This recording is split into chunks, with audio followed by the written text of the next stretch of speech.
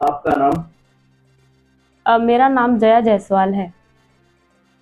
आपने यूपीएससी की जो परीक्षा उत्तीर्ण की है, इसमें जी। आपने कितने घंटे अभ्यास किया और आप जो युवा इस क्षेत्र में आना चाहते, तैयारी करना चाहते, उसके लिए क्या संदेश देना चाहेंगे?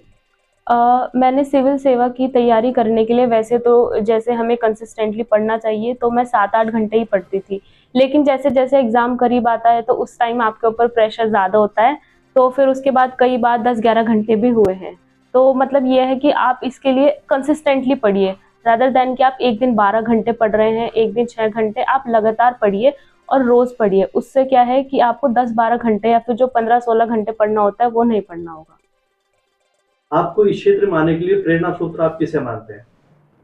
जी, पहला मेरा स्रोत तो बाबा साहेब हैं, क्योंकि मैंने उनके उनकी लाइफ़ का स्ट्रगल देखा है, उनके बारे में पढ़ा है, तो मुझे लगता है कि अगर आप स्ट्रगल करेंगे, आप मेहनत करेंगे, तो आप कुछ अच्छा हासिल कर लेंगे और अपने समाज के लिए और हर इंसान के लिए आप कुछ बेहतर कर पाएँगे।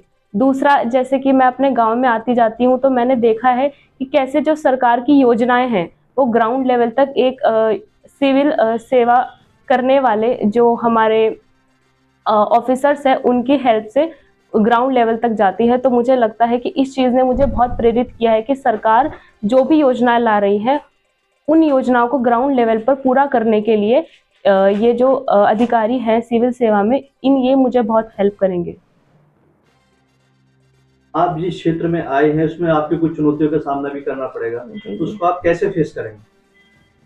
जी, जैसे कि इस फ़ील्ड में आके चुनौतियाँ तो बहुत हैं, लेकिन मेरा सबसे पहली चीज़ यही है कि जभी भी मैं कोई कार्य करूँगी तो मैं उसमें कि जो मेरे देशवासी हैं, उनके लिए मुझे करना है। ये जो काम है, जो मुझे मिला है, मुझे उनकी समस्याएँ को दिल से सुनना है। मुझे सिर्फ़ इसको एक जॉब की तरह नहीं लेना है, मुझे रिस्पॉन्सिबिलिटी के साथ इस कार्य को करना है।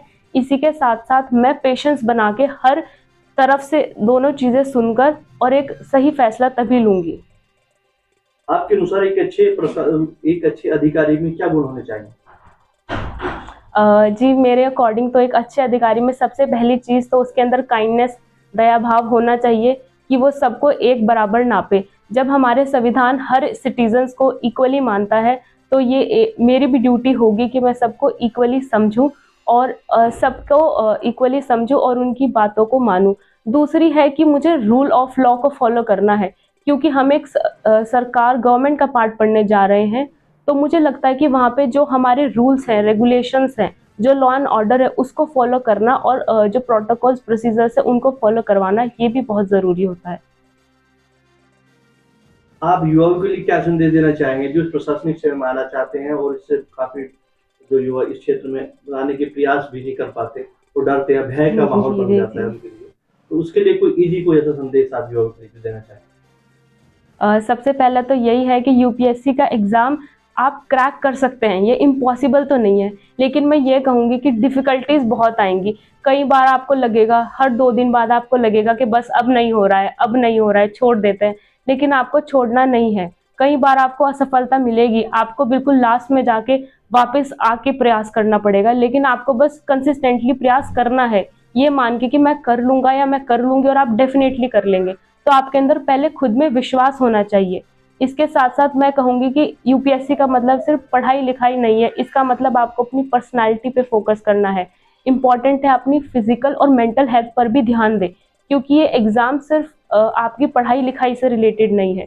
यहाँ पर आपको ओवरऑल डेवलपमेंट करना है और इन केस अगर आप किसी वजह से सफल नहीं भी हो पा रहे हैं, तो यूपीएससी आपको एक अच्छा और बेहतर इंसान बनाता है, एक अच्छा देशवासी बनाता है। और मुझे लगता है वो सबसे ज़्यादा ज़रूरी है कि आप फिर उसके बाद किसी भी फ़ील्ड में जाएँ, आप एक अच्छे देशवासी बनकर अपने देश की सेवा करेंगे।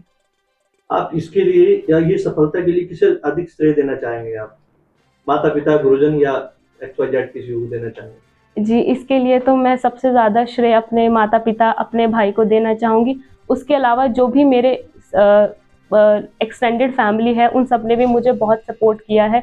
तो किसी एक की मेहनत तो बिल्कुल नहीं है ये, मुझे हर तरीके से सबने बहुत ज़्यादा हेल्प किया है, तो मैं सबको देना चाहूँगी श्रेय। Thank you.